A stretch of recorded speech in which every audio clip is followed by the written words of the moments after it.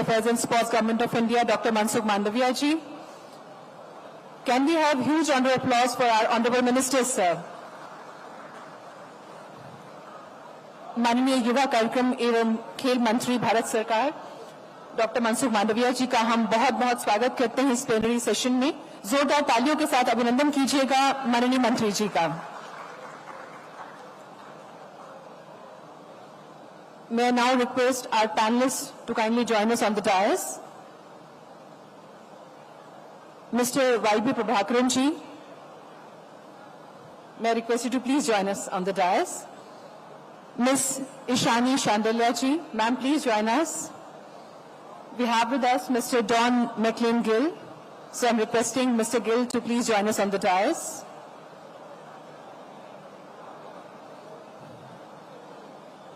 Our next panelist is Ms. Revati Pillai, so I'm requesting Ms. Pillai to please come onto the dais.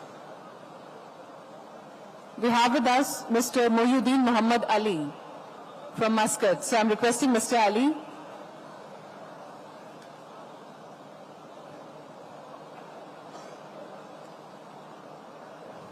And Ms. Nikhila Pandey from the Republic of Trinidad and Tobago. So I'm requesting Ms. Nikhila Pandey ji to kindly join us on the dais. And our moderator of the session, Shri Bini Bansal ji, co-founder Flipkart. I'm requesting Shri Bansal ji to kindly join us on the dais. And now, ladies and gentlemen, we'll felicitate and welcome our Honorable Minister, sir, by presenting him a bouquet.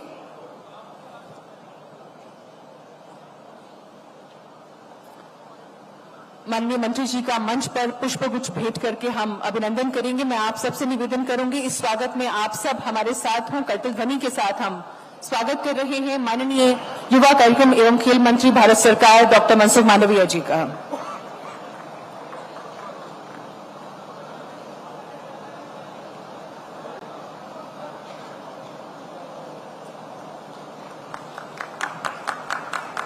Thank you, sir. We now welcome Mr. Y.B. Prabhakaran, our panelist.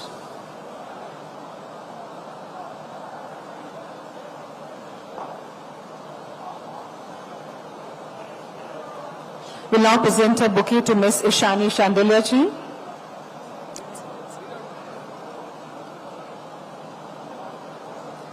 We welcome Mr. Don McLean Gill from Philippines by presenting him a bouquet.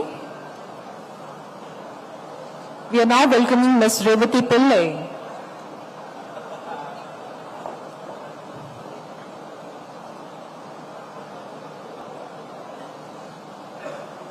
And now Mr. Mohyuddin Muhammad Ali. We'll felicitate him by presenting a bouquet. And our last panelist, Ms. Nikhila Pandey ji. We welcome you, ma'am, in this session. And we are now presenting a bouquet to Ms. Nikhila Pandey from the Republic of Trinidad and Tobago.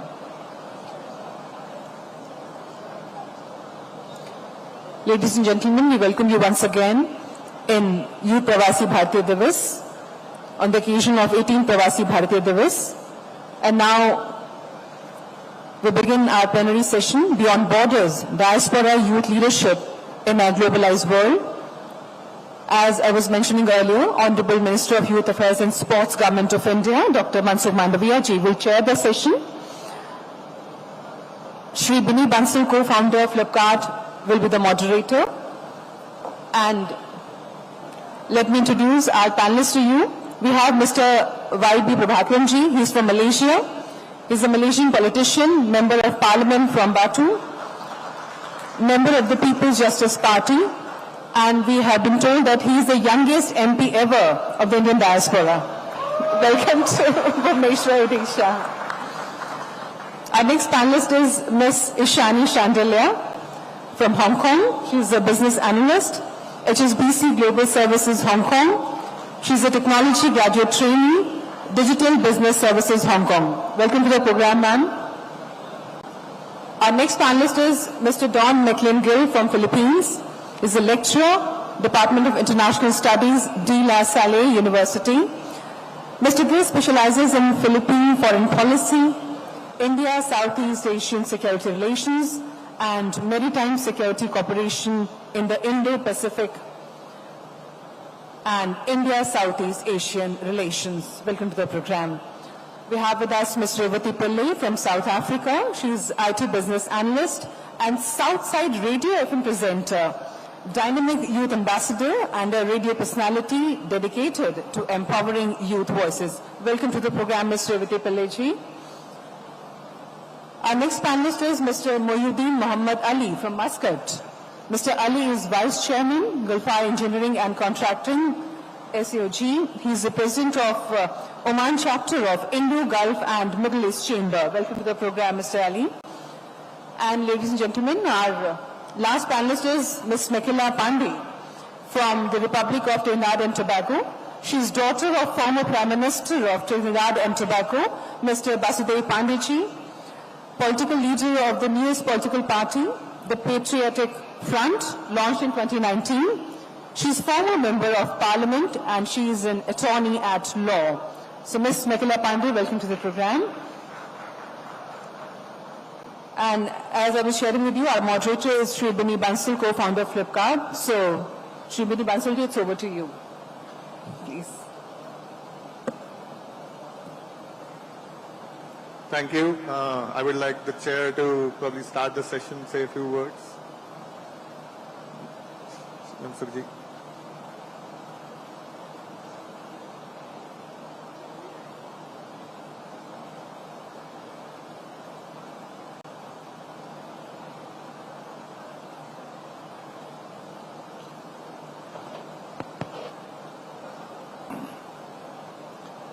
World young leader session में dice पर उपस्थित सभी प्रवासी भारतीय young leaders, उपस्थित सभी युवा दोस्तों, भाइयों बहनों,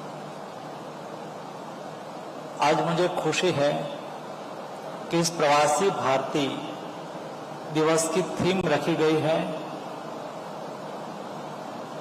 प्रवासी यंग लीडर्स विकसित भारत में अपना कंट्रीब्यूशन कैसे दे सकते हैं।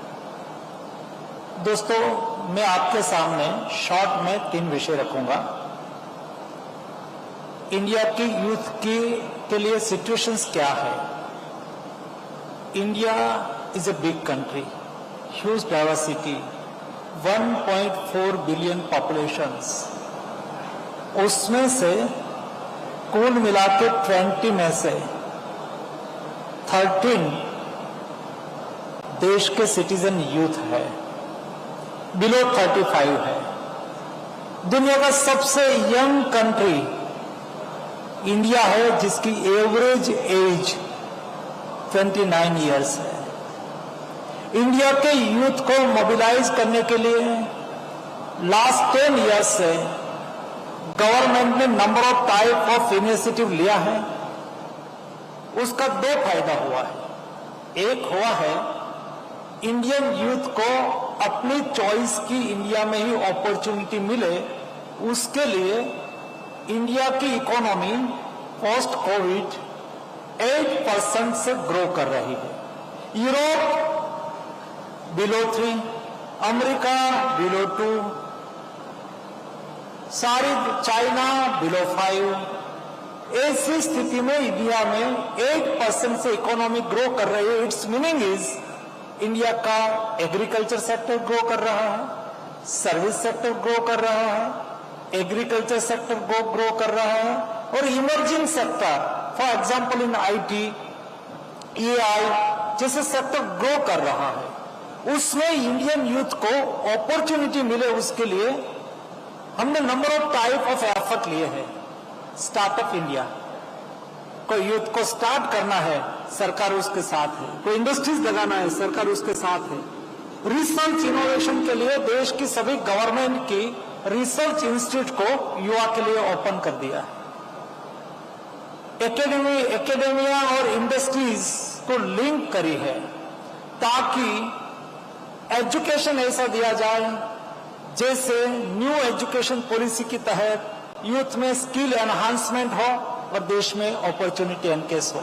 हमने नॉट ओनली फॉर इंडिया को देखा है but entire world which is opportunity to Indian youth कौन सी है. फॉर एग्जाम्पल आईटी में in the past government myself was a health minister and last 10 years myself is in union minister of India. मेरा 10 साल का अनुभव है दोस्तों. मैं 53 कंट्री गया हूं. मैंने देखा है, मैं 3-4 टाइम वर्ल्ड इकोनॉमिक फोरम में इंडिया को रिप्रेजेंट करा है. मैंने देखा है आप जिस देश के प्रवासी भारतीय हैं दोस्तों, ये देश की कई विशेषताएं हैं. यहाँ की ट्रेडिशन, यहाँ का कल्चर, यहाँ की परंपरा ऐसी है जो इंडियन दुनिया में कहां भी जाता है लोगों को अच्छा लगता है, उसके साथ मिल जाता है और एक चॉइस बन जाता है. दुनिया में डॉक्टर्स 1 मिलियन से अबव डॉक्टर्स दुनिया में सर्विस दे रहा है और दुनिया इंडिया के यंग डॉक्टर्स को मांगती है. नर्स, दुनिया कहती है कि हमें इंडियन नर्स चाहिए. अभी मैं जापान गया था as a health minister. Japan की गवर्नमेंट ने कहा कि मुझे इंडियन नर्स चाहिए 5,000 इमीडिएट और वो भी नॉर्थ ईस्ट की होनी चाहिए. और उन्होंने कहा कि हमें जापानीज लैंग्वेज जाने तो अच्छा है. तो मैंने नॉर्थ ईस्ट की नर्सिंग कॉलेज में जापानीज लैंग्वेज को सिखाना चालू करा. मेरे अरुणाचल के मेघालय के ऑनरेबल चीफ मिनिस्टर 60 नर्स की एक बैच लेके जापान गया, उसको वहां अपॉर्चुनिटी मिली. आज आईटी सेक्टर में दुनिया की कोई रिसर्च इंस्टीट्यूट में जाके देखो 10 में से 3 रिसर्च फेलो इंडियन है. और दोस्तों during Covid crisis my self was a health minister, मुझे पता है कई दुनिया की मल्टीनेशनल कंपनी के साथ मेरी बात होती थी, उसके सीईओ का परिचय होता था, वो इंडियन थे.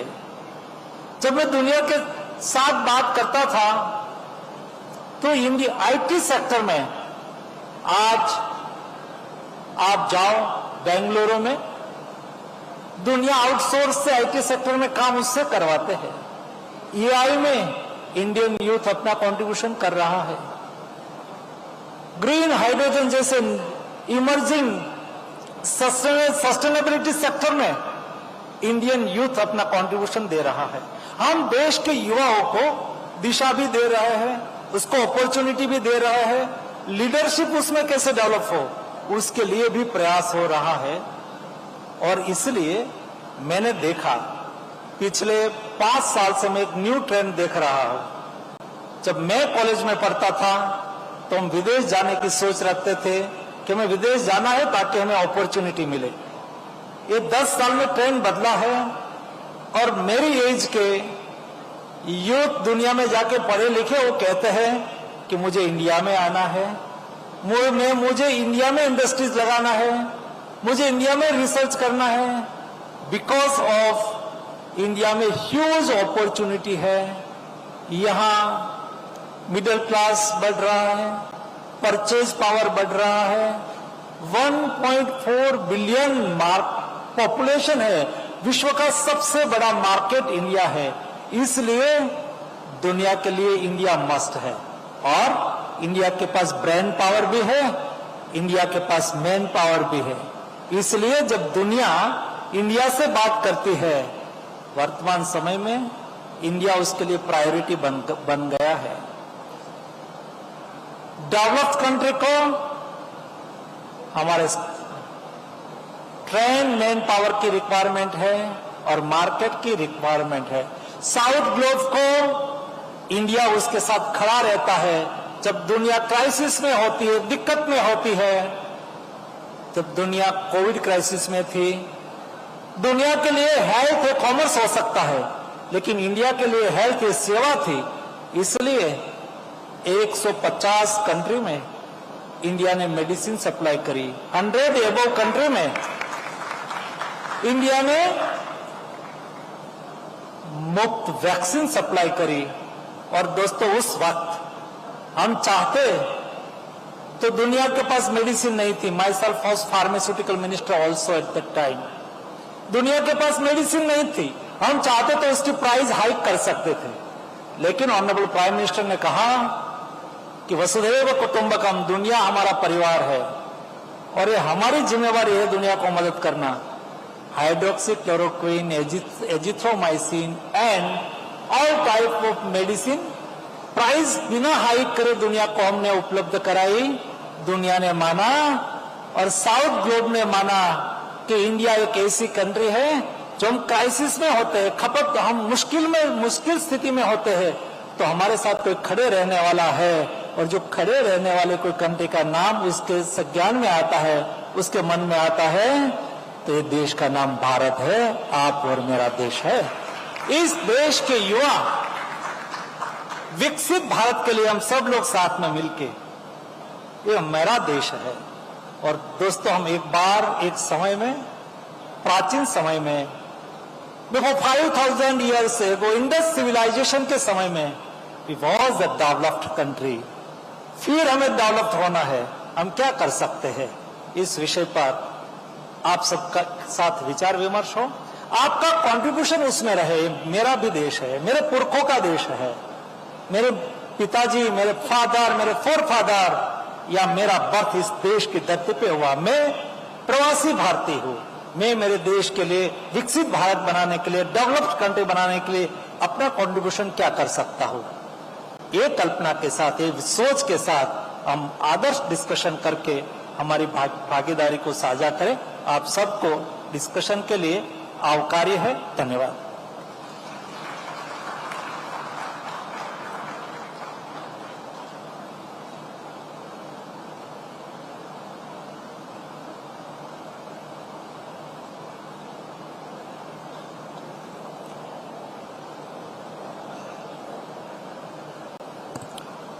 Honorable Minister Dr. Mansukh Mandviya ji, dear panelists, ladies and gentlemen, a very good morning to all of you. It is indeed my honor and privilege to moderate this session on Beyond Borders, Diaspora Youth Leadership in a Globalized World.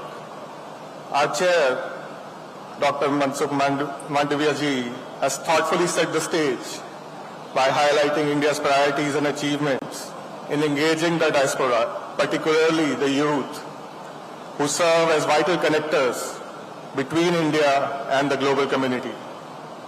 Let us now dive deeper into today's discussion. This topic of Indian youth leadership and its transformative power is very close to my heart, given my own journey at Flipkart, which started when I was a 24-year-old young entrepreneur. And for the first 5 years at Flipkart, more than 95% of our employees were below 35 years of age, were youth. So it was a group of hundreds of Indian youth working together in trying to build a world-class product and technology e-commerce company out of India. And post-Flipkart, in the last 4 to 5 years, I spent majority of my time with young Indian entrepreneurs in helping them build their companies and grow them in India and also globally as well. So I'm really glad that the first panel of this Pravasi Bharatiya Divas is focused on youth leadership. In today's interconnected world, the Indian diaspora, especially its youth, has emerged as a dynamic force driving innovation, diplomacy and cultural exchange. With their unique dual identities, they are not only cultural ambassadors, but also thought leaders who can bridge nations and build partnerships. India's engagement with its diaspora youth reflects its commitment to fostering leadership, promoting cultural diplomacy, strengthening economic ties, and addressing pressing global challenges like sustainability and equity. And the diaspora youth, equipped with global exposure but rooted in Indian heritage, are uniquely placed to drive these objectives forward. In the economic space, the Indian youth diaspora youth contribute to remittances, cross-border investments, economic collaborations, and entrepreneurship.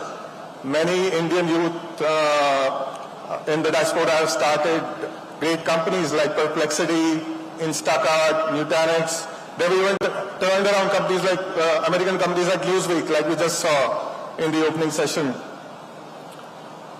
On the cultural side, they serve as cultural ambassadors through arts, festivals, and cuisine. Events like Diwali on Trafalgar Square highlight their cultural contributions. They also actively engage in social justice causes, mental health awareness, climate activism. They use technology and social media to amplify their voices. And now we are seeing increasing involvement in policy making and political positions. We have two politicians on this panel representing the same. So in this session, we will explore the remarkable contributions of the Indian diaspora youth from across the world in these areas through the stories of our 6 panelists. And we will also examine the barriers they face, how India can support and empower them to achieve an even greater impact, and how we can link it all to Prime Minister Modi's vision of a Viksit Bharat. So I'm joined by 6 exceptional leaders who were already introduced, who come with very different backgrounds and very different countries. And I would like to break this session into 2 parts. In the first session, I would want each of the panelists to talk about their impact journey and their leadership journey, and take 4 to 5 minutes. We are short on time, only please. And in the second half of the session, I'd like to open it up in a conversation that we can have on Viksit Bharat and how they can contribute to the Viksit Bharat vision, what can the government do and other institutions do to enable them and enable the other youth in their countries, Indian diaspora youth in their countries, to forward this vision of Viksit Bharat. Thank you.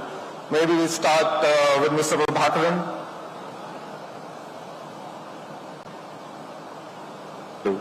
Thank you, Mr. Bini, the moderator, and thank you very much, Honorable Minister of Youth Affairs and Sports, for giving us this opportunity to come in as a panelist and speak to the Diaspora.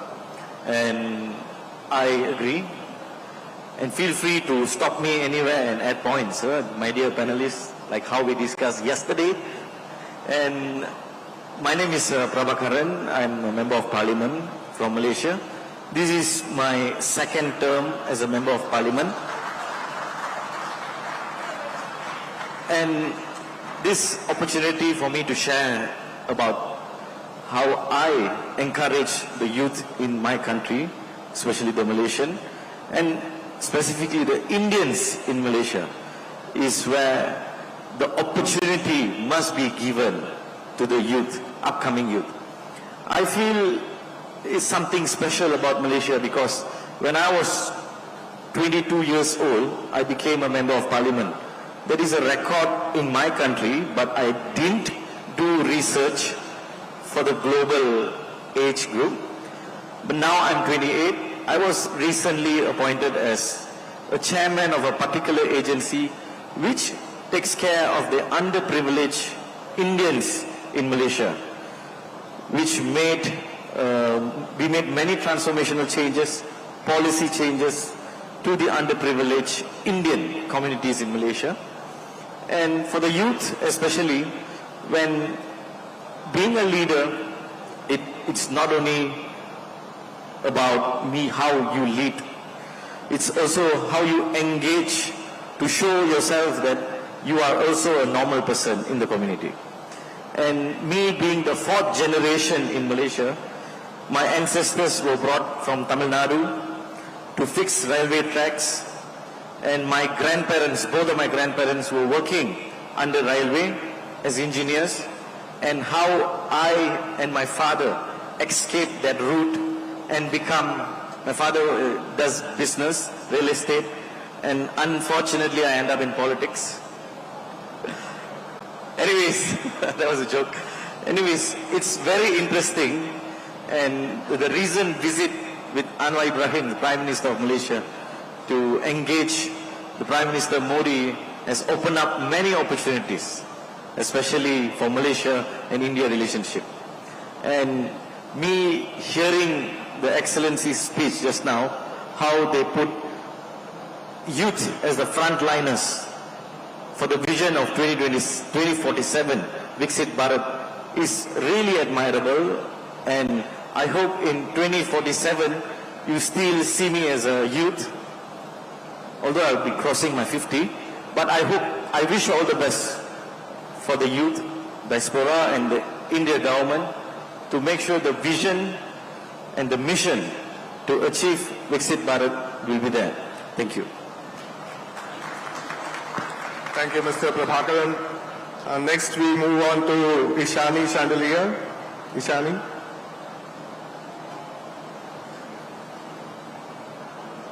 Thank you, Vinny. Before I share a little bit about myself, I think I have to extend my warm regards and gratefulness to the Consul General of India in Hong Kong, Ms. Satwan Kanalia ji, and the Ministry of External Affairs, the State Government of Odisha, Mansukh Mandavia ji, and the fellow panelists here. It's been an absolute honor and pleasure to be a part of this panel. Hi everybody, my name is Ishani, and I'm a very proud Indian Assamese who lives in Hong Kong. I am a technologist by profession, but an art lover. I love traveling, history travel, and sharing my yoga experience with people in Hong Kong. A part of my mission through yoga is to make yoga accessible to the underprivileged sections of the society. For example, the ethnic minorities in Hong Kong, making it a part of their life and giving that strength, empowering them through yoga is one of my missions. And through this mission, I traveled to a couple of countries to learn more about, do my workshops, but also share and learn more about the history and the impact that India had on Southeast Asia. Bujang Valley, which is located in Malaysia, is one of the first civilizations of Southeast Asia, if you know. And that itself shares so much connections that India has with Southeast Asia, and so much to explore. So that's something that I do on whenever I have capacity to travel. And that's a little bit about me, and I look forward to the discussion. Thank you. Thank you, Ishani. Next, we hear from Mr. Don McLean Gill from Philippines. Thank you very much, sir. And of course, I'd like to extend my greatest and best wishes to the Honorable Minister of Youth to having this great opportunity to be here. The Government of India, of course, for giving me the opportunity to be amongst you all in my beloved motherland, my beloved Bharat. Being a Filipino of Indian origin, I found it to be a necessary passion, a necessary objective to interlink both nations in their respective capacities. So just to provide a little context as to what I do and the areas in which I work in towards the major theme of this discussion, I wear a couple of hats in the Philippines. First and foremost, as a university lecturer, I specialize in Philippine foreign policy and Indian foreign policy in Southeast Asia. Now, what I have to first of all say is that through the proactive policy and foreign policy and leadership of Prime Minister Narendra Modi ji and the Modi government for spearheading a vision of India towards the world, Vasudev Kutumbakam, for instance, and of course that proactive drive to be the voice of the Global South. This has led to a lot and a significant percentage of appetite across the world towards engaging deeper with India. Now, being a proud member of the Indian diaspora, being of Indian origin, first and foremost, the work that I do centers on bringing India towards the youth in the Philippines. Being in the field of international relations and being in the area such as the Philippines, we clearly see that there has been a polarization of understanding of which countries the Philippines aligns with, the youth, the pop culture of Filipinos, young Filipinos, understanding their perspective towards Western culture, East Asian culture. That has been the traditional norm. But I'm very happy to say that today, the youth in the Philippines have become largely inclined and more enthusiastic towards appreciating and understanding India more. This is in fact very significant. Being born and raised in the Philippines and seeing that momentum grow firsthand is something that I continue to consider as a major blessing. Now, when I initially started my venture in the academe, students across the country were very much limited in their understanding of a rising great power, and that is India. Very limited understanding. But along with the advancements that are taking place here within in India, the Philippines and the Filipinos have become more inclined to look at India as a model of growth, as a model for transition and a model for progress.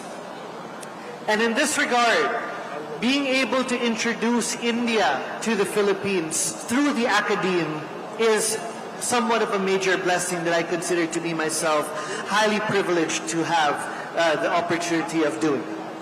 Now, in the area of maritime security and security cooperation as a whole, if you look into the academe and the policy centers, today there is much enthusiasm again in looking at India as a reliable and trusted partner. And I would like to happily state and inform you all that universities across the country are becoming more and more interested in increasing their outputs in research about India. And that in itself is a major development that I have seen in the past few decades alone.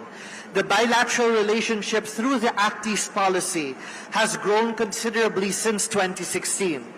I come from the era of defense and security, and we could definitely see that the Philippines looks at India as a trusted partner, a privilege and a position that was not there 2 or 3 decades ago.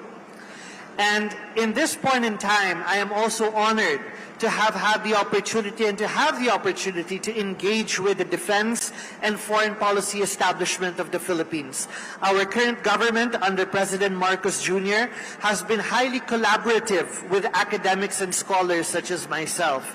And a recurring issue is how can the Philippines work more with India?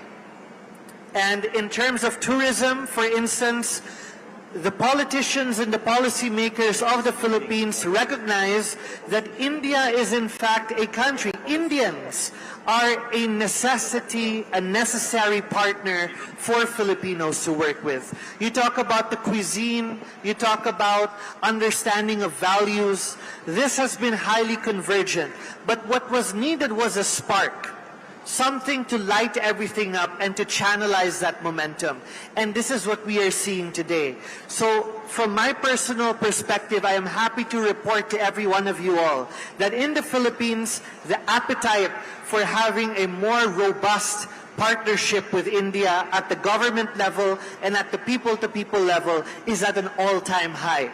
And that in itself is something that I consider to be a major development. And through my little contributions in my field, I can clearly see that the change is evolving towards the betterment of an understanding of a rising India, an India that is a visionary voice of the Global South. And to that, I'd like to thank you. Thank you, Mr. Gill. We'll now hear from Ms. Revati Pillai, who's come all the way from South Africa. Thank you. Namaste to the Honorable Minister, dignitaries, guests. Namaskar to the people of Odisha, Jai Jagannath. And Sani Bona to my people of South Africa watching back home. My name is Revati Pillai, and I'm an IT business analyst by profession. I'm also a radio personality and a youth ambassador in my country. And of recent, the CEO and founder of the non-profit organization called Care for Africa. Before I go on, I must say a big thank you to the Consulate General of India in South Africa and the Government of India for giving me this opportunity. In South Africa, we have around 1.6 million Indians living in South Africa, and to be chosen to sit here today is an absolute honor, and I thank you for that. So a little bit about myself. Many years ago, I was just doing my 9-to-5 job, and I wanted to do more. And as you know, Gandhiji lived in South Africa for 21 years, making a difference to the lives of Indians in South Africa. So if he could do something as great as that and work with his colleagues to give us South African Indians a chance to have the freedom, and also being very inspired by the Honorable Prime Minister of India's story, his journey to where he is today, I myself wanted to make a difference. So I sat, after reading a very religious scripture, I decided that I'm going to do something for the youth of South Africa, specifically for the Indian kids and youngsters, youth of South Africa.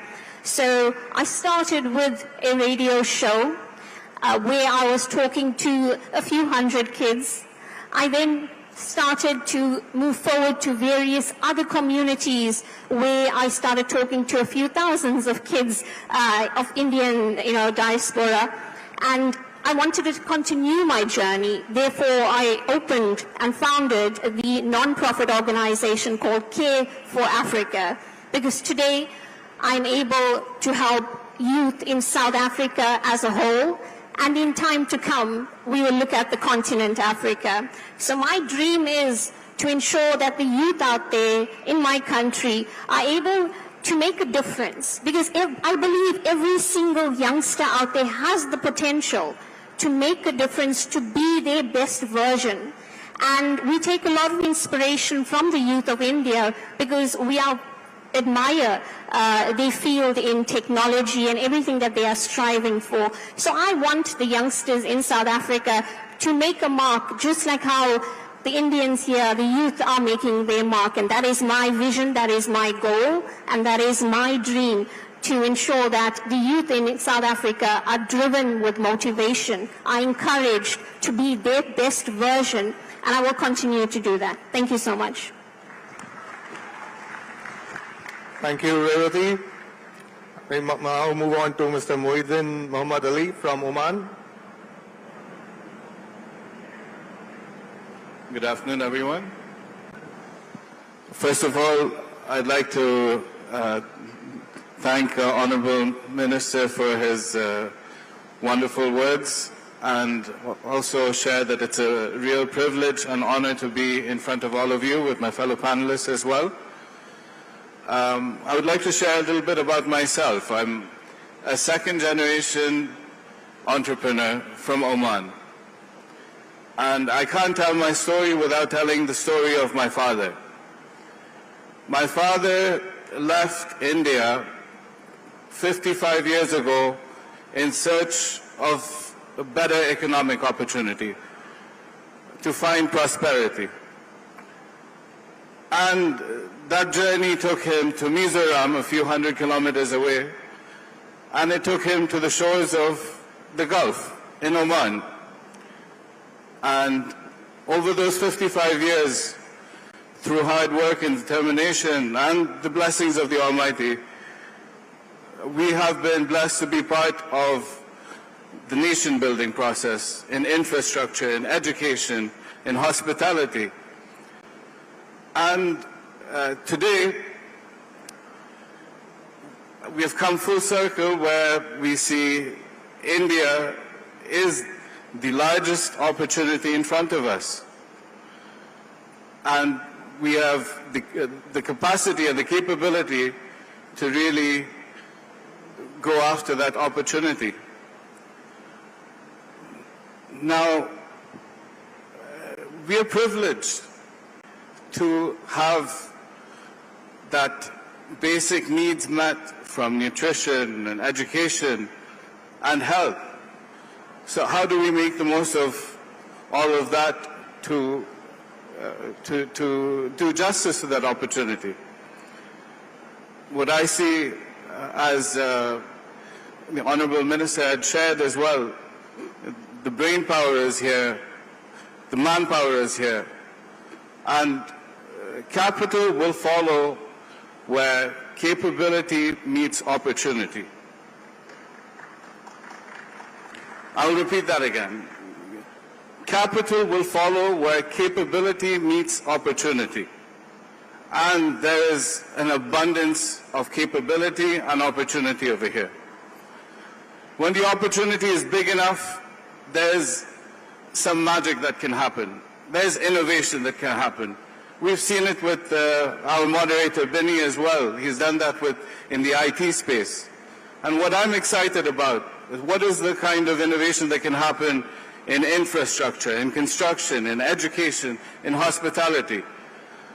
So I'm excited and really happy to be a part of the future of making Viksit Bharat a reality. I'd also like to share from Oman,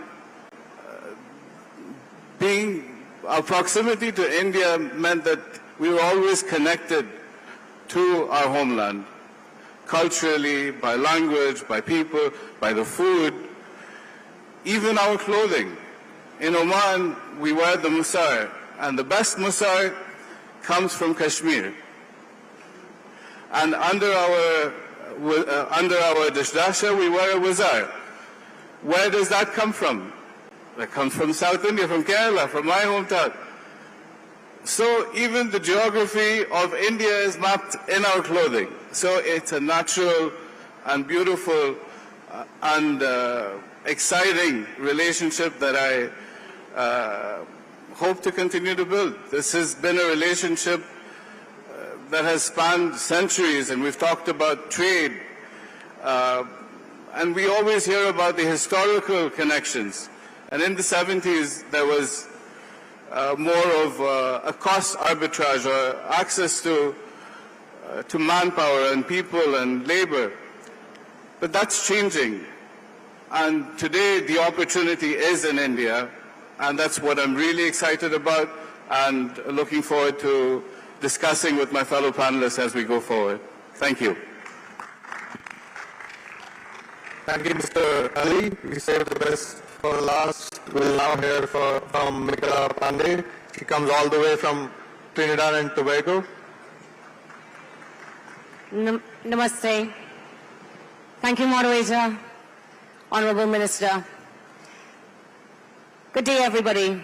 My name is Michaela Pandey, and I come from Trinidad and Tobago, all the other way. I think I've been flying since last week, Tuesday.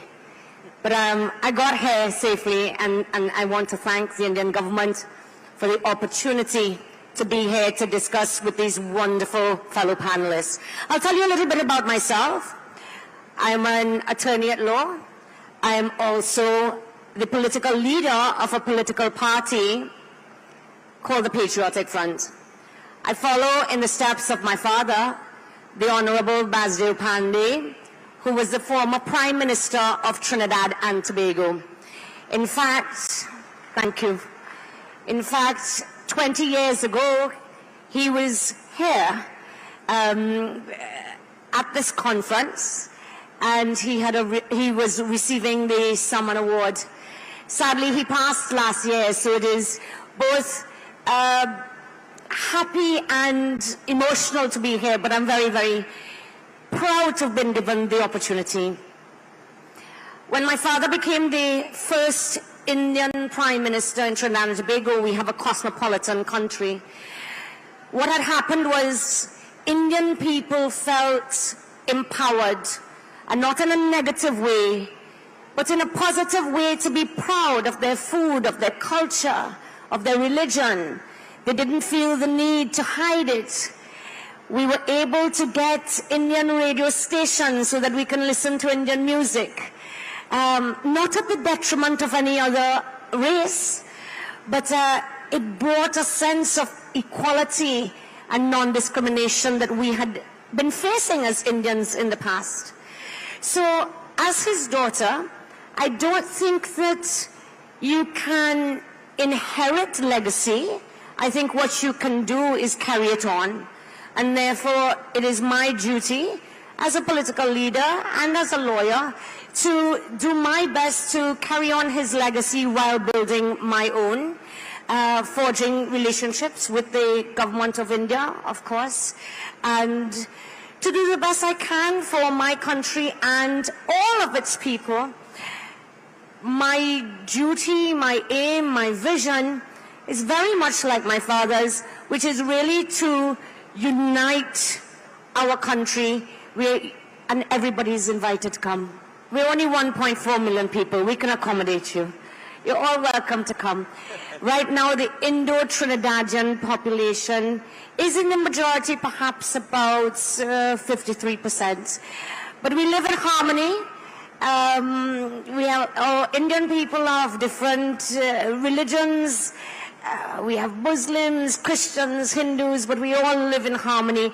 It's a beautiful place, and I look forward to having discussions with my fellow panelists and learning from them as well. I thank you. Thank you, Ms. Michaela. Now let's make this interesting. We have the Honorable Minister of Youth Affairs here. We have, I think, a big delegation from the External Ministry also in the audience. And I think now I'd like to open up this discussion with you guys and have you talk about how, what support do you guys need from the government? How can the government help in this align your vision and your work with this vision of Viksit Bharat that has been set forward by Prime Minister Modi. So maybe I'll start with Mr. Ali. So you've been doing business already in India, and when we were talking earlier, you were saying that India looks to be the biggest market opportunity for you going forward, and you're also involved in a lot of initiatives of increasing collaboration between businesses between Oman and India. So tell us a little more about all of that and how you see some of your work contributing to Viksit Bharat, and also how can we enable more people in your part of the world to do the same. Thank you, Benny. I'll try to answer that by sharing the larger trends of people movement between the two regions. So, as I mentioned earlier, from the 70s when the Gulf was developing with the discovery of oil and the need to really start the nation-building process with infrastructure and healthcare and all of that, there was a lot of people that were coming from India, and especially from the south of India as well, to partner in that building process. So it was the proximity, the cost of labor, of manpower, of brain power, the experience as well, and also the fact at the time economically India was not as conducive to business at the time. So people were looking for better opportunities. Now, in the last 5 decades, each of those nations have developed a fair amount of their infrastructure, and we see there's also a movement back of people back to India, where there's a need for creating employment in their own nations as well. I see this as an opportunity. They have the most important part in building the Viksit Bharat is first building the capability. And that capacity has been built with the experience from all across the diaspora, all across where you have the latest technology and infrastructure being built. All that know-how and brain power is coming back to apply to the opportunities over here. At the larger scale, that is what it is, but I think technology has been the biggest democratizer of knowledge. Today, you don't need to go to a college or go to an institute to pick up skills. You have it. You have it at the palm of your hand. You can. The key is to know what skill you want to learn. What is it that you want to learn? So once that clarity is there, this is a message to the youth. Know what you are looking for first. Once you know that, you will be guided. The knowledge is out there. Your journey for learning is easier than it was a few decades ago. So the opportunities are there. The knowledge is available. Have that discipline, the courage, and keep that collaborative and open mindset that there will be people to help you along the way, and that opportunities are there for you, waiting for you. Maybe if you take too long, it might not be there because someone else is in a bit of a hurry. So have that sense of urgency, have that discipline, and seek that journey of learning, lifelong learning. I think I will add on to panelists. It's very interesting when it comes to Viksit Bharat, because like how in Malaysia we had a vision 2020. We were almost there, but unfortunately 2020 was also during the COVID, and we had a great impact, not only we, the whole world. And it's quite a struggle after the COVID pandemic, and now we are getting there. But looking at the vision of 2047 Viksit Bharat, it's really good how they really empower the youth community, especially. By empowering the youth in all sectors and scope, they're indirectly building the nation. The nation building process begins from there. And when we had a visit last year, many months back, with the Prime Minister of Malaysia, Anwar Ibrahim, we sat down with the Prime Minister, Narendra Modi ji. We discussed many exchange opportunities, and there were many opportunities, but one of it really made me really excited was the education part. Because the exchange of education, thanks to the Indian government, they've given us many scholarships for the Malaysian students to come here and study. With that kind of exchange policies, we really can have proper ideas, exchange of policies, technologies, digital platforms, and we create these opportunities so that the young people out there can use this, grab this opportunity, and to change this into nation building policies. I feel that way is much more better than we calling the young people out there to come and join us. Because I still remember during my campaign, I always say that the young people are not the leaders of the future, but they are the leaders of the day, today. And by creating the leaders of today, it should be sustainable enough so that the leaders of today can be the leaders of the future. And India, being young nation with the age of, average age 29, I'm also 29. And I'm really, really happy that India have chosen this path. And we as a Malaysian, the government of Malaysia, will definitely encourage our country as well by looking at the Viksit Bharat policies. Thank you. Yeah, maybe I can bring in Michaela on this topic as well. Given you play a similar role in your country, how do you see the collaboration opportunities between Trinidad and Tobago and India? Traditionally, what has happened is when you're on the other side of the world, you almost look at as if it is too far. But of course, with technology, nothing is too far. Won't you agree with me, sisters? Nothing is too far. So absolutely, I think Trinidad is a growing and developing country. Our vision for our country is to achieve its fullest potential. And to do that, we cannot operate in isolation. And therefore, collaboration within the diaspora, and of course with India, would be very, very beneficial. And the beautiful thing about it is that to go back to my father, before he got into politics, he actually got a scholarship to come to India. And didn't take up the scholarship and got involved in politics. I think one of the ways that we could definitely, again, coming back into politics, is that we must be able to engage with each other and have exchange programs. Even though we are quite far away, we have so much in common. And one of the things I was thinking about, it would be so good to have a political diaspora, political leadership academy.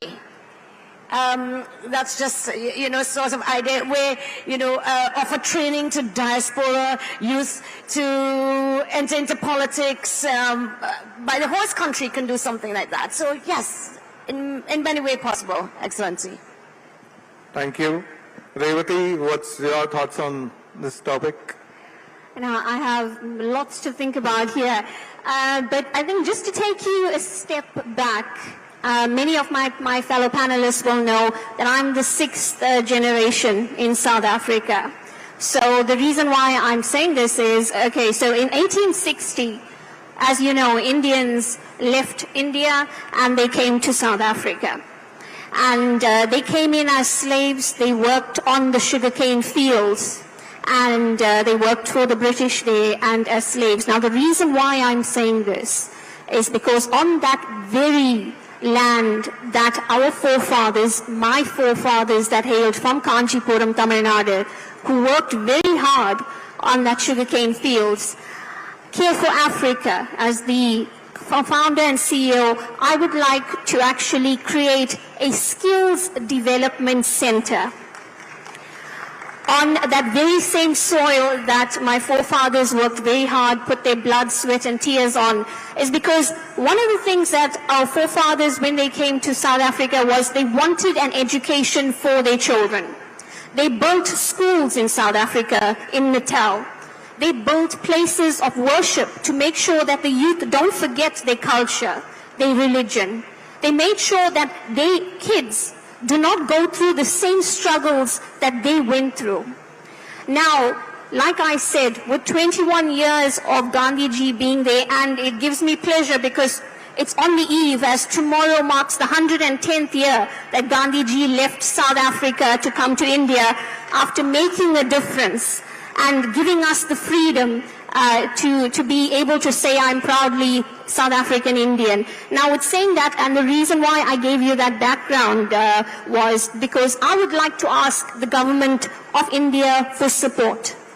I would like to open that center in an area called Mount Edgecombe, which is in the north of Natal, and that is exactly where our forefathers were working. I would like to open a center, and my vision for that center is to have a robotics section, is to have an IT AI section, to have career development, to have mentorship, and many other areas, because there are many young kids out there in South Africa of Indian diaspora that parents cannot afford for education. Unfortunately, degrees are not affordable for every youngster in my country.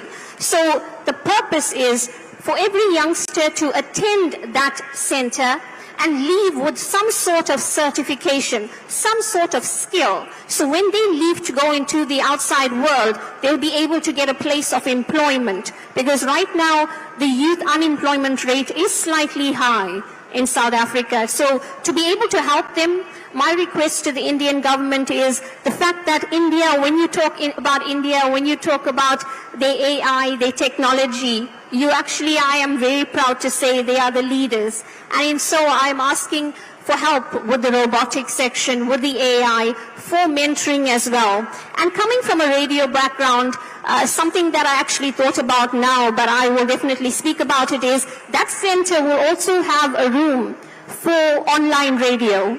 We'll call it the Care Channel. And globally, youth will be able to communicate via that radio channel and talk about different things that the youngsters who don't really have much knowledge on can learn from. Learn from experts when they talk about, like the panelists that I have here that are quite, experts in their field. If we can just share that knowledge, because I personally believe, and we always talk about this saying in South Africa, is don't catch the fish for the person. Teach the person how to catch the fish. Don't, give the person, or don't give the youth. As long as you continue to give the youth resources, they'll never learn how to fend for themselves. So I want to give them a skill so they are able to fend for themselves. So that is my request, is to be able to get support from the government of India to create that center for 2025, as that is our vision back home. Thanks, Revati. You can definitely count my support in for your center. Ishani, let's move on to you. So, from your perspective as a technologist and a social entrepreneur, how can India better engage with and support diaspora youth who are driving social change like you are in diverse fields? Are there any specific initiatives such as cross-cultural exchange programs or funding opportunities that would be particularly impactful? Thanks, Vinny. I think there are a lot of opportunities here, but one thing that I would like to first start off with is to just, for everybody on an individual level, to reflect back on one's perspective and identity and have confidence in the identity that they have. And that gives you the confidence to face the world, whatever challenges it is. So once I looked through my history, and when I got the confidence to share about my history, there are a lot of initiatives and there are a lot of opportunities, I think, especially in Hong Kong with the Consulate General, to share the different cultures. And one example for this is last year, we celebrated for the first time Borgit and Hotriya recital in Hong Kong, which happened for the first time. And these are traditional Assamese dance and music. And with that, throughout that whole program, we also curated booklets like this, which kind of was shared with the audience about the dance forms and about the music and stuff like that. And this was with the support of the Consulate General. So when we have ideas, giving people the support to build on the ideas, I think is the key to really pushing for a Viksit Bharat. Yeah, Revati, you want to come in? Yes, sorry.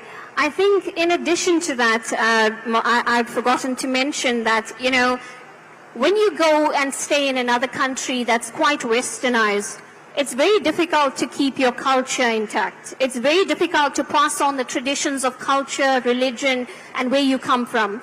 Hence, the youth of South Africa, of Indian diaspora, really do struggle at times to keep that culture alive, whether learning the language, learning why we do certain traditions, whether it's a wedding, whether it's the last rites of their loved ones. So the other request is, how do we work together with South Africa and India where we are able to keep that culture alive?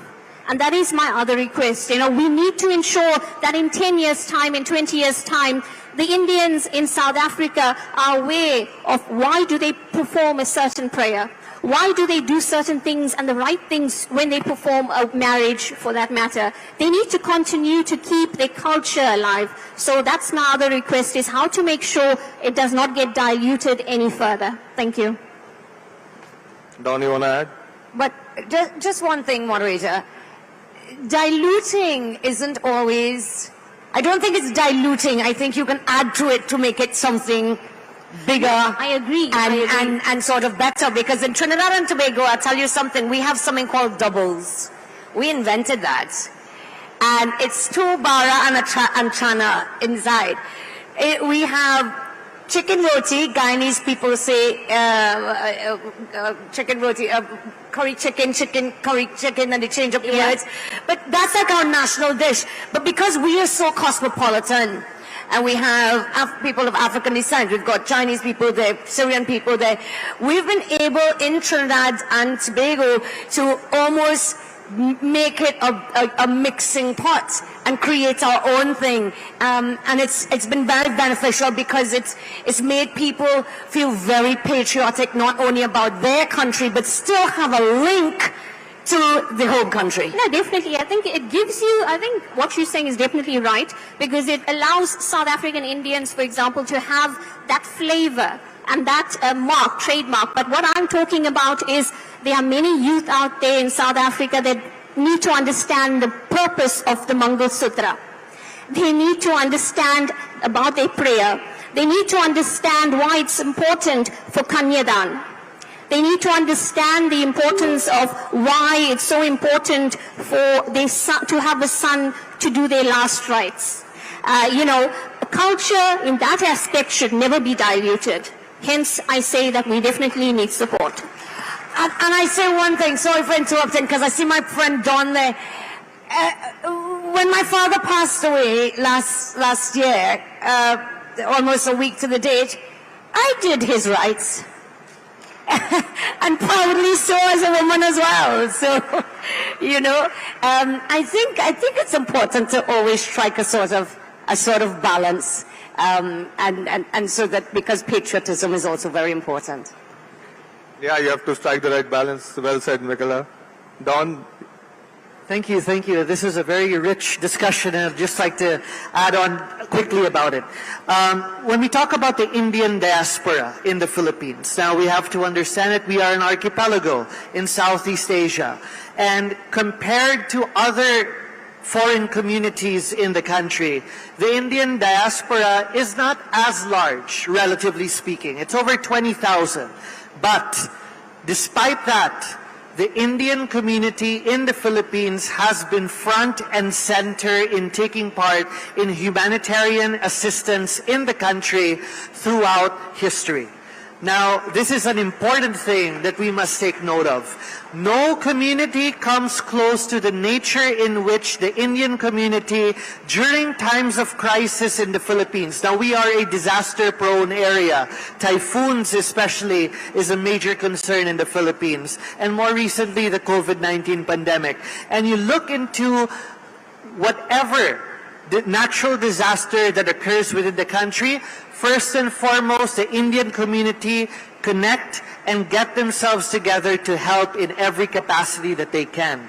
And that has left a very positive mark for the Filipino people towards the Indian community. And I think that at this point in time, when diaspora politics in the field of international politics considers to be an element of weaponization, I can proudly say that the Indian diaspora continues to be the most favorable diaspora across the world. And I could say that with great pride and great confidence. Honestly speaking, even within Southeast Asia, as a Filipino of Indian origin, I could see that based on the statistics, based on public opinion.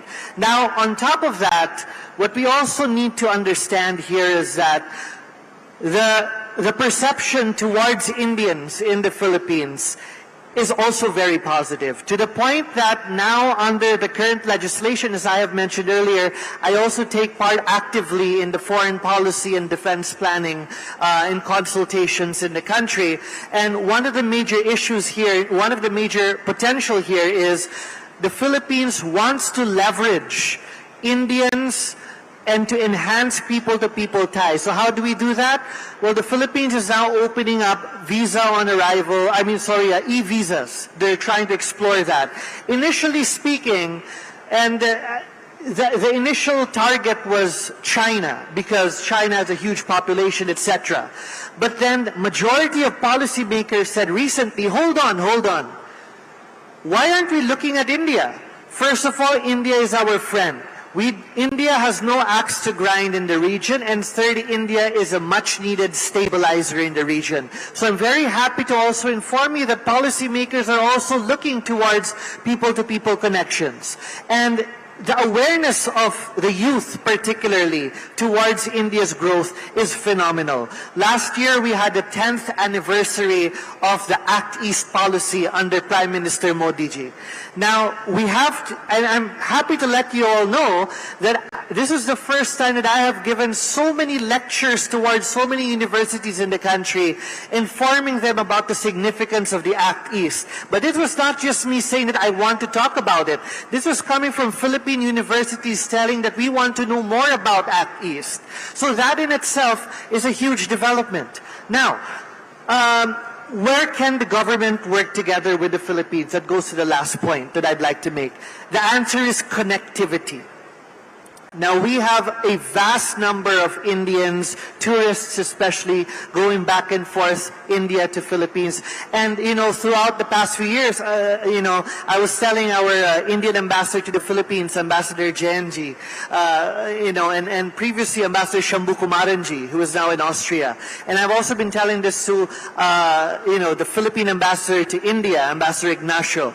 All wonderful people, all wonderful representatives. And I was saying that whenever I take flights, last year I was in India for at least 6 times for academic and engagements. And I see that the number of Filipinos going along with me to plane rides towards India have been increasing as well. So there is that awareness, there is that momentum, there is that interest. And in my conversation with the Ministry of Foreign Affairs, the idea here was we hope to have a connecting flight, a direct connecting flight between Manila and Delhi. And I do hope that with the joint effort of the Philippine government and the Indian government, that this plan would eventually materialize this year.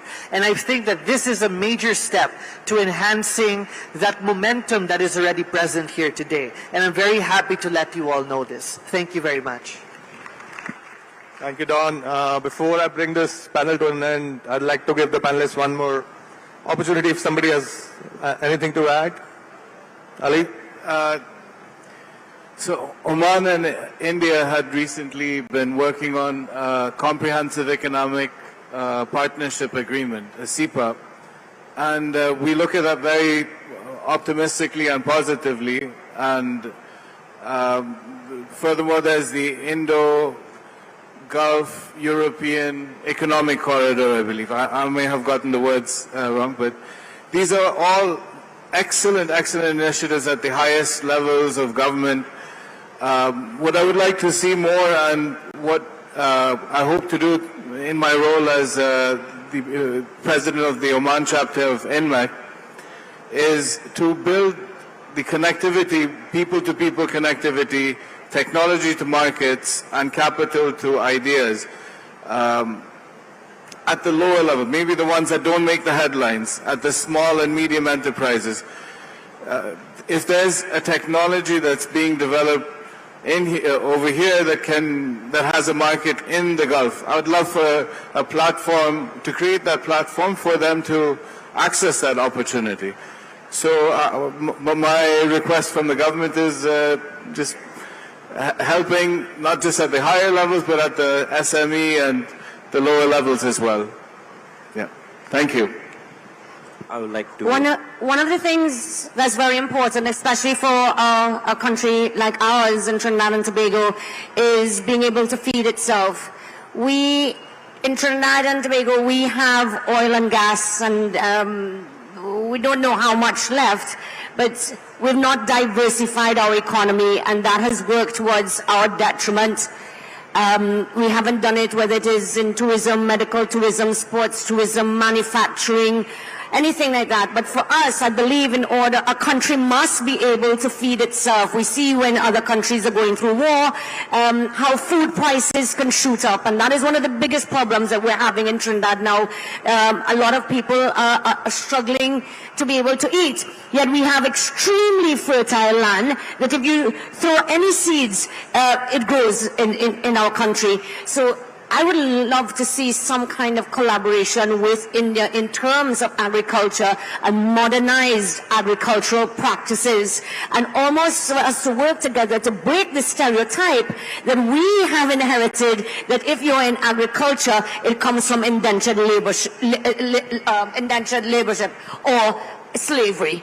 because it doesn't have to be like that. And I think we need to break that culture there, and also to get the expertise that we need. And then from being able to feed ourselves, we can move on to feeding the Caribbean and exporting. And it helps so many things trickle up and down for our economy. So that would definitely help us in the Caribbean, in Trinidad and Tobago.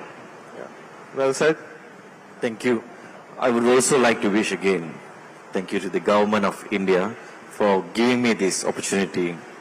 I'm very honored to be here. You see, being a diaspora in Malaysia, I'm the 4th generation, like I said just now. The majority of us in Malaysia are the Tamils from Tamil Nadu.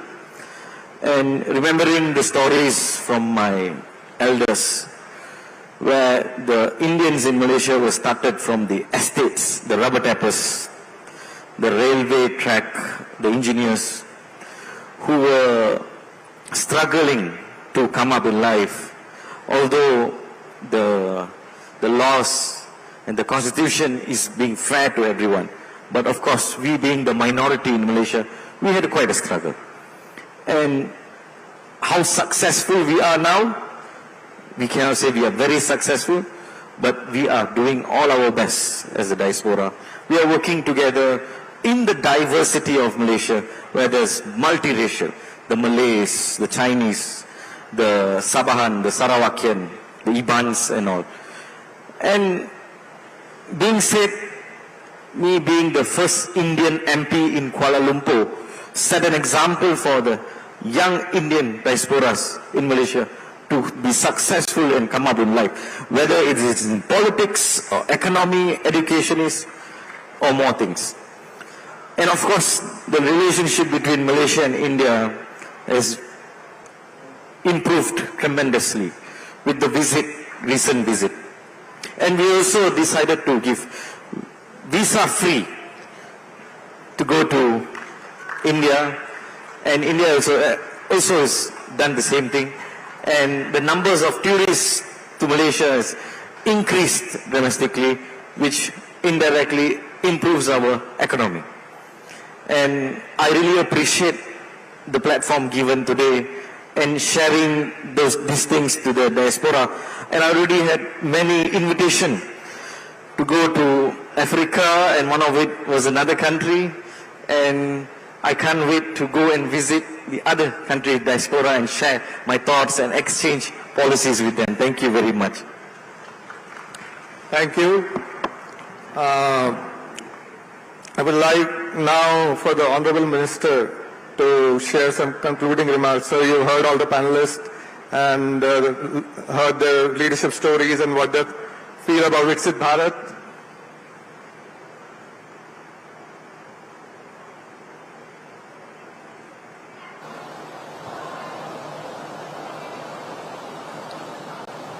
डेढ़ घंटे के हमारे panel discussion में मैं मेरे panelist को अभिनंदन देना चाहूंगा। बहुत अच्छा डिस्कशन करा। हम कैसे हमारे कोलैबोरेशन बढ़ा सकते हैं via youth country to country, and उसमें युवाओं की क्या भूमिका हो सकती है, कौन से सेक्टर हमारे लिए अपॉर्चुनिटी है, उसमें से खास करके सभी ने कॉमन विषय कहा है, tourism opportunity, cultural, technology exchange, skill exchange, innovation ideas exchange, agriculture knowledge exchange. This type of opportunity helpful to us between collaboration between both country to country and youth also. इस type की opportunity हम engage करके दुनिया में युवाओं की भागीदारी को कैसे सुनिश्चित करें, और वर्तमान समय में युवाओं की क्या डिमांड है, युवा क्या चाहता है, और उसको सही गाइडेंस मिले, सही दिशा मिले, मैं मानता हूं कि बहुत आवश्यक होता है। मैं आपको एक एग्जांपल शेयर करना चाहूंगा। कई बार हम गोल तो सेट करते हैं। हमने तय करा कि मैं 2047 में जब देश आजादी का शताब्दी वर्ष मनाता हो तब हमें डेवलप्ड कंट्री बनना है। लेकिन एक गोल केवल तय करने से फायदा नहीं होगा, उसके लिए रोड मैप बनना चाहिए। तो रोड मैप हमें कैसे बनाना चाहिए? एक ग्लोबलाइजेशन का समय है, कंट्री टू कंट्री कनेक्ट है, यूथ टू यूथ कनेक्ट है। आज social media, print media, electronic media और एआई, आर्टिफिशियल इंटेलिजेंस की एक बहुत बड़ी भूमिका है। ये सबको देखते हुए हमें गोल तय करना चाहिए और एक गोल को अचीव करने का प्रयास करना चाहिए। और इसलिए मोदी जी ने, मैं आपको दो विषय का एक कंपैरिजन करना चाहता हूं। अभी मोदी जी ने 2047 में विकसित भारत डेवलप्ड कंट्री का गोल रखा। Before 25 years ago, honourable Rajiv Gandhi was a prime minister of India. उन्होंने उस वक्त 21st सेंचुरी की बात कही थी। इट्स वर्तमान समय में उसको एनालाइज करें तो it's one type of developed country. उन्होंने भी यही बात करी थी, लेकिन उन्होंने नारा दिया, बहुत भाषण भी दिया था, लेकिन हम उस दिशा में आगे नहीं बढ़ सके थे। क्यों? इसलिए नहीं आगे बढ़ सके थे कि केवल गोल तय करा। मैं आपको एक एग्जांपल के तौर पे समझाना चाहूंगा कि आप भुवनेश्वर आए हैं, आपको प्लेन से दिल्ली जाना है। प्लेन से दिल्ली जाना है तो पहले टिकट लेना पड़ेगा। टिकट लेने के बाद आपको टाइम पे एयरपोर्ट पर पहुंचना पड़ेगा, टाइम पर बोर्डिंग करना पड़ेगा और बाद में प्लेन उड़ेगा। अभी बोर्डिंग टाइम आप चूक गए और फिर एयरपोर्ट पर पहुंचे तो प्लेन तो चला जाएगा।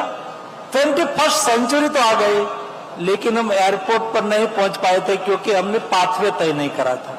मोदी जी ने जब देश की आजादी का अमृत महोत्सव वर्ष 2023 में रेड फोर्ट से भाषण देते हुए कहा कि we want to develop country, but what is our pathway?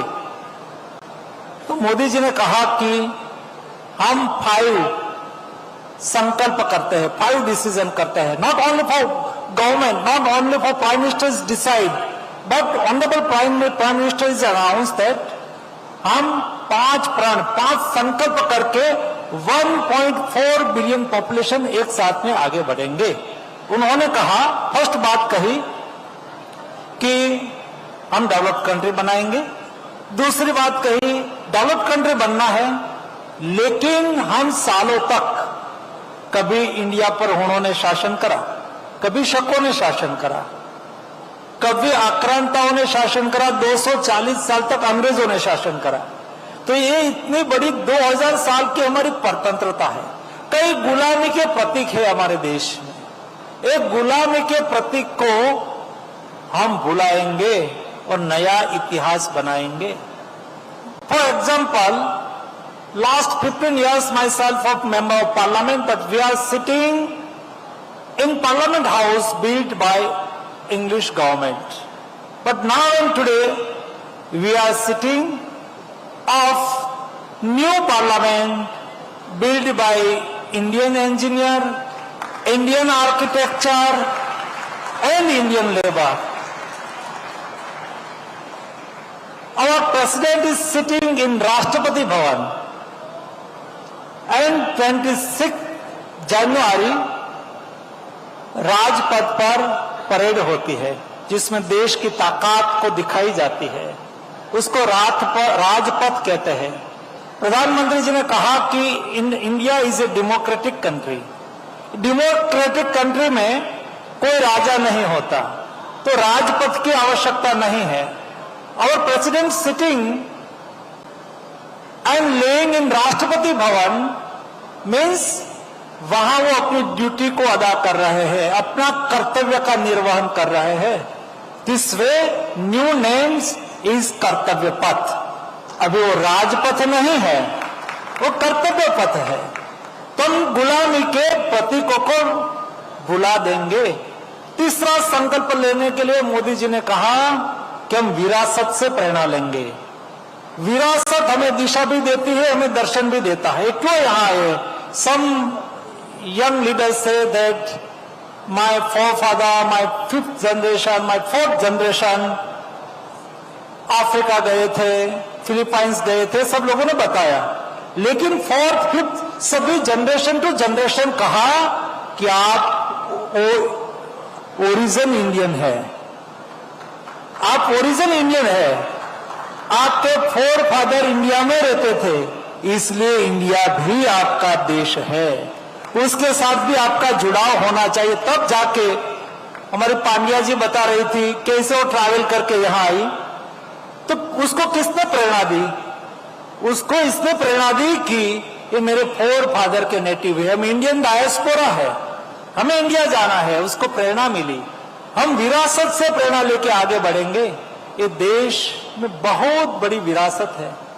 आपको कभी यहां बैठे, उसके लिए भी, आपको भी कभी किसी को अवसर मिले तो एक बार गुजरात में इंडस सिविलाइजेशन का एक सारा नगर मिला है, टाउन मिला है, its name is Dholavira, its a Harappan civilisation site. आप वहां जाके देखेंगे, before 5000 years ago we was civilized society। इस समय में वाटर हार्वेस्टिंग कैसे करा था आप देखें तो आपको आश्चर्य होगा। सिटी प्लानिंग, सारा नगर मिला हुआ है, सिटी प्लानिंग कैसा होता था। आज वहां के सिटी प्लानिंग देखो, ट्रामा वाटर देखो, आपको आश्चर्यचकित आप आश्चर्यचकित होंगे कि हम इतना सिविलाइज्ड थे इस जमाने में। और वहां टाउन है, धोलावीरा टाउन है, 5000 साल पुराना, मिला हुआ है, एक्वेशन से मिला, उसके बाउंड्री पर एक फोर्ट है। वर्तमान समय में हम कहते हैं कि लाइमस्टोन को 600 सेंटीग्रेड हीट ट्रीटमेंट करके थोड़ी सी फ्लाई शेड करे और उसको ग्राइंडिंग कर दे तो सीमेंट बन जाती है, और सीमेंट की आयुष्य 100 years होती है, वैसा हम कहते हैं। 5000 साल पहले ये फोर्ट की बाउंड्री पर मड से प्लास्टर करा है। Now and today it's present same size. आज वैसा ही वैसा 5000 साल पहले मड से प्लास्टर करा हुआ आप देख पाओगे। हम इतना साइंस ये देश में था। मोदी जी ने कहा कि हम, हमारी विरासत, ये हमारी विरासत है, वैल्यूज, कल्चर, ट्रेडिशन हमारी विरासत है, उससे प्रेरणा लेके हम डेवलप्ड कंट्री बनेंगे। 4th, मोदी जी ने कहा कि 101.4 बिलियन पॉपुलेशन एक संकल्प के साथ, एक थॉट के साथ, एक आइडियाज के साथ आगे बढ़ेंगे। जब 1% step to 1 single step, we go front of single step only, but 1.4 billion population step all together step to gain. हम एक स्टेप 140 करोड़ की जनता एक साथ में आगे बढ़ेंगे तो देश एक साथ में 140 करोड़ स्टेप आगे बढ़ सकता है। इसलिए हम एक संकल्प के साथ आगे बढ़ेंगे। और 5th, हम डेवलप कंट्री बनाएंगे, but what is our pathway? 5th pathway ही तो उन्होंने कहा। 5वां हमारा संकल्प है देश के हर सिटीजन, 1.4 बिलियन पॉपुलेशंस नेशन के प्रति अपना कर्तव्य का निर्वहन करेंगे। Follow toward duty for nation. मैं मेरे देश के प्रति मेरी ड्यूटी, मेरा कर्तव्य मैं अदा करूंगा। जब हर व्यक्ति नेशन फर्स्ट की धारणा से आगे बढ़ता है तब जाके देश डेवलप्ड कंट्री बन सकता है। जब during Covid crisis we are all was in our house in lockdown, under of lockdown में हम हमारे घर में थे, लेकिन government and myself also, all members of all ministers, we don't sitting in our house, but we are working to 25-year developed country agenda.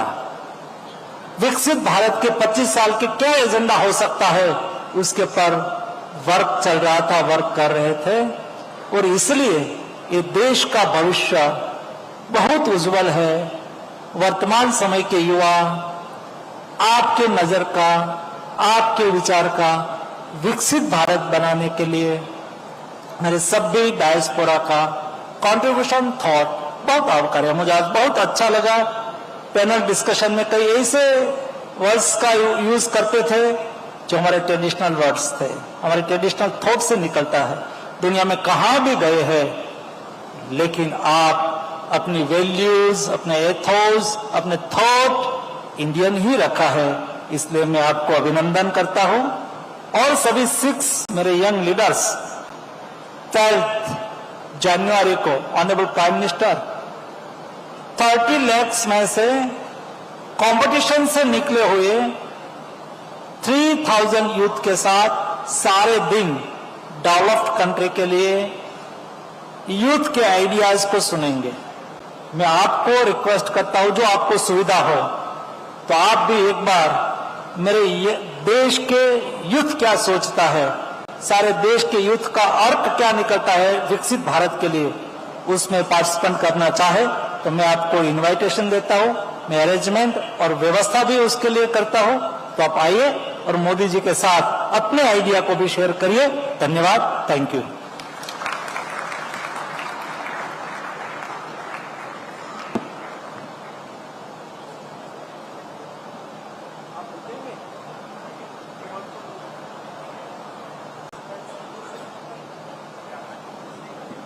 Thank you, Honorable Minister, for your energizing and inspiring concluding remarks.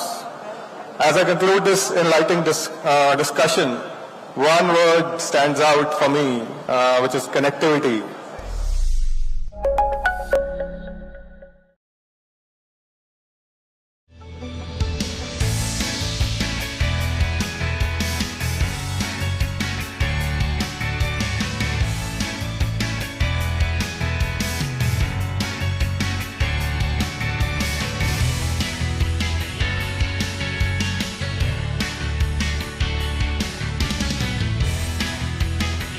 Thanks to all our panelists and their insights, and to the audience for their engagement. Let us carry forward the idea shared today as we work together to build a brighter, more united future. Thank you. Thank you, Mr. Benny Bansal. May I request the people in the audience to please remain with us for some more time, please. It's a humble request. माननीय मंत्री जी, आपकी इजाजत हो, एक छोटा सा निवेदन। हमारे सर, आपने अभी इथोस और वैल्यूज की बात की, हमारे सभी पैनलिस्ट अगर हिंदी में या अपनी मदर टंग में 2 पंक्तियां ऑडियंस के सामने कहना चाहे, please. Can we have the mike please? Just give me a minute ma'am. Can we have the mike please? You can come here and say, sir ने अभी वैल्यूज की बात की तो आप कुछ भी, या यू कैन प्लीज आप अपनी मदर टंग में हिंदी में कुछ भी 2 लाइन बोलना चाहे अगर, please, on this occasion. To the audience, yeah, definitely. In the presence of Honorable Minister, sir. Just few lines in Hindi or maybe your mother tongue. Yeah, please. You can speak 2 languages. Please. मैं 2 भाषा में बात करूंगा। आपसे माफी मांगता हूँ, कुछ गलती है या कमी है मेरी भाषा में, लेकिन आप सबको इधर देख के बहुत खुशी है और आप सबको ओमान में बुलाता हूं। നിങ്ങളെല്ലാവരും ഇവിടെ കണ്ടിട്ട് വളരെ സന്തോഷം. എല്ലാവർക്കും ഒമാനിലേക്ക് അന്വേഷിക്കണം. നല്ല സന്തോഷത്തില്, നല്ല ഗൗരവത്തിലാണ് നമ്മളെല്ലാവരും ഇന്ന് നിൽക്കുന്നത്. താങ്ക് യു ആൻഡ് ജയ് ഹിന്ദ്. Thank you, Mr. Ali. Thank you so much. So, can we ask Mr. Gill to say just few lines in maybe in Hindi or your own mother tongue, please? Right here? Okay, yeah. Thank you. मैं बहुत शुक्र करता हूं कि ये मौका बहुत अच्छा मिला और ये बहुत बड़ा प्रिविलेज है मेरे लिए कि मैं फुलक्रुम बना ये 2 देशों का, और to be able to enhance जरा संबंध है फिलीपींस और इंडिया का। So मैं बहुत शुक्र करता हूं ये मौका के लिए और धन्यवाद। नमस्ते। Thank you, Mr. Gill. Can I request Mr. Prabhakar, please? I'll speak in my mother language, Tamil. எல்லாருக்கும் வணக்கம். இந்த வாய்ப்பு எனக்கு கிடைச்சது ரொம்ப சந்தோஷமா இருக்கு. அதற்காக இந்தியாவின் கவர்மெண்ட்டுக்கு ரொம்ப நான் நன்றியை சொல்லிக்கிறேன். அது மட்டும் இல்ல, எனக்கு இந்த வாய்ப்பு கொடுத்த இந்தியா கவர்மெண்ட்டுக்கும் மலேசியா அரசாங்கத்துக்கும் ரொம்ப நன்றி. Avladha Santosha Nandi. Thank you. Mr. Shani Chandelier-ji, if you could please say a few words, maybe in Hindi or in your own mother tongue, please. Just for context, I can't speak Hindi because I grew up in Gurgaon, so मैं सभी के लिए यही बोलना चाहती हूँ कि अपने देश के लिए जो आप कर सकते हो अपने लेवल पे आप करने की कोशिश कीजिए and I think that will lead और वो बहुत दूर तक जाएगा and my mother tongue is Assamese, तो I would like to just say one sentence in the Assamese. Asomiya ৰাইজক এইটোৱে ক'ব খুজিছোঁ কি অসমৰ কাৰণে আৰু ইণ্ডিয়াৰ কাৰণে আপুনি কাম কৰি থাকক আৰু আমাৰ কালচাৰটো আমি জীয়াই ৰাখিব লাগিব. Thank you, Ms. Chandelier. May I request Ms. Revati Pillai-ji to say a few words, please? So I understand Hindi but cannot speak it. But the Tamil Tamil da, the mother tongue. So I'll speak in Tamil. So Yellarum Vanakkam. And in the வாய்ப்பு கொடுத்து the Consulate General of India, South Africa ரொம்ப நன்றி சொல்லணும். And in culture சொல்லுவா மாதா பிதா குரு தெய்வம். அதுக்காக நான் என்னோட அம்மா அப்பா mister Jeeva and missus Jeeva Pillai கண்டிப்பா நன்றி சொல்லணும். நான் உங்க பொண்ணு நினைக்கும் போது ரொம்ப பெருமைப்படுறேன் and I hope I made you proud. So அது ரொம்ப நன்றி and கண்டிப்பா கடவுளுக்கு நன்றி சொல்லணும். Thank you, Ms. Revati Pillai-ji. And now finally may I request Ms. Michaela Pandey-ji to say a few words. I just want to thank you, Minister, and your government. Thank you, moderator, first. You did such a wonderful job. But Minister, thank you and your government for this wonderful opportunity for us all the way on the other side of the world to be able to come here to India. It is my first time here. It's been a wonderful, wonderful opportunity. And I hope many more of us in Trinidad and Tobago will be able to visit. I have to thank the Embassy of Trinidad and Tobago, and Excellency is just wonderful, and I thank him for that opportunity. It was many flights to come, but I got here, and I thank you so much again. Thank you, Ms. Pandya. और माननीय मंत्री जी, यहाँ पर NSS regional director Bhubaneswar miss Saeeda Patel ji जो है वो NSS के behalf, उनके वॉलंटियर्स के बिहाफ पे आपको कुछ प्रेजेंट करना चाह रहे हैं. It's a surprise actually. It's an oil painting of Honorable Minister Sir. जो सर ये NSS के वॉलंटियर्स ने बनाया है आपके लिए. जोरदार ताली एक बार माननीय मंत्री जी के लिए. Our NSS volunteers of Bhubaneswar, they have made this oil painting portrait of Sir.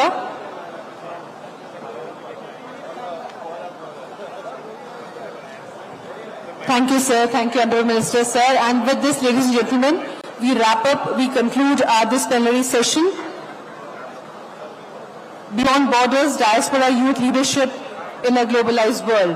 We would also like to thank our panelists, and we extend a heartfelt thanks to our moderator, co-founder Flipkart, Mr. Benny Benson-ji. And we thank all of you, audience. We had very many eminent personalities among our audience. We thank you all for participating in this plenary session. Please do join us for lunch, which has been organized by Ministry of Youth Affairs and Sports, and post-lunch.